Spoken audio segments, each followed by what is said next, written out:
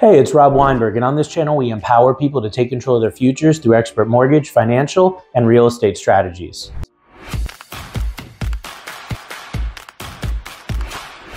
If it's your first time watching, go ahead, hit that subscribe button, and also make sure you get notified on all the new content we're putting out every single week. In today's whiteboard lesson, we're going to be talking about the winning mindset for buying a home.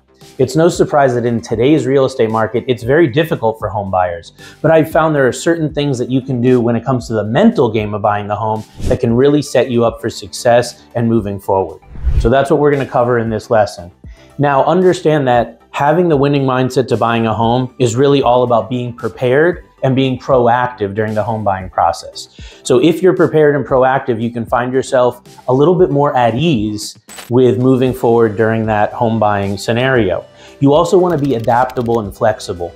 If you have that mindset of being adaptable and rolling with the punches, it'll make the home buying process a lot less stressful for you. The other important thing to understand about the winning mindset of buying a home is the attitude. You know, one of my early mentors, Jim McCune, once said, attitude is everything. And I couldn't agree more when it comes to buying a home. If you have a positive attitude, if you're optimistic in the process, you stay informed and stay focused, that's really what it takes to have that winning mindset to win the bid and to buy your next home, okay? So let's now talk about preparation, how you can mentally prepare to navigate the home buying process being so competitive right now, all right? So the first thing is you want to be realistic about current market conditions. Maybe you heard of what the market was like a few years ago. Maybe you even bought a home or know someone that bought a home in the past. However, the current market that we're in right now is very different than the previous market. So you need to be realistic about the market conditions and then use that to set clear goals for yourself of what you're looking for, your timelines, etc.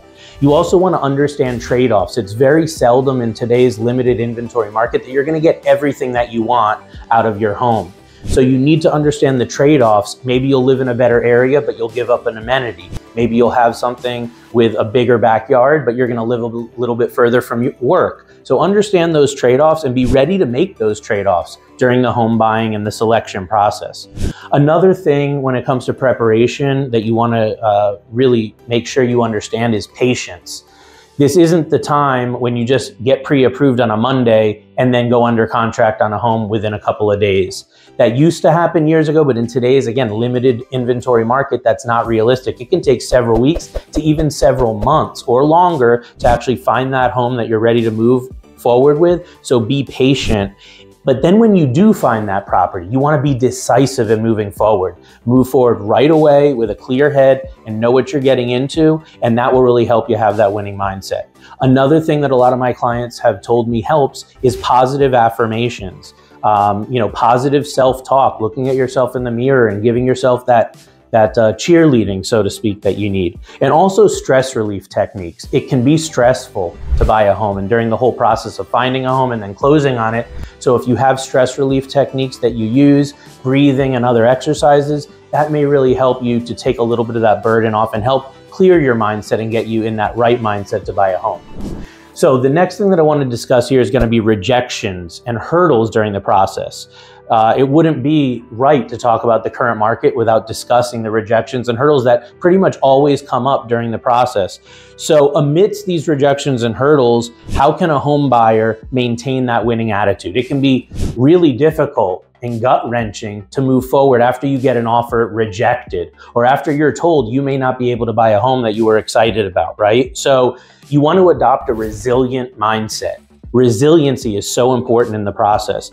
You also want to use that rejection as an opportunity to learn and adapt. Why didn't you get that offer accepted? Was your offer too low? Was your timeline too long? Were you using a loan product that maybe the seller didn't want you to use? So these are all different things that you can take into consideration that can help on your next offer. The other thing is take a long-term view. When you have that rejection or hurdle come up, take a step back and take the long-term view and realize that this is just one house of many and that you will be able to move forward in your process again with that resilient attitude. So stay focused, keep your eye on the prize, and that's a big part of getting over these rejections and hurdles. Another thing for us to talk about is going to be the multiple offer scenario, because in today's market, there's so many situations where there's multiple offers or bidding wars, right?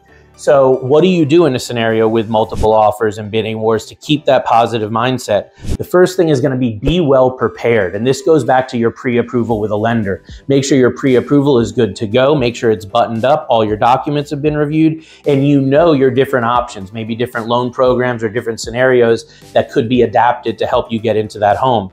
The other thing is having backup plans. Okay. So sometimes maybe putting a bigger down payment can help, or maybe a different loan program. So if you talk to your mortgage advisor and realtor about that ahead of time, you can have those items hashed out so that in a multiple offer situation, again, you can put that best foot forward. And the last thing is having your lender getting intelligence from the listing agent. This can also be done with your realtor. Have them reach out to the listing agent, get more information about what the seller is looking for to get your offer accepted over another. Sometimes it's not just the highest price. It might be a time crunch situation or something of that nature. The more you know, the more knowledge you have, the better that it's going to be.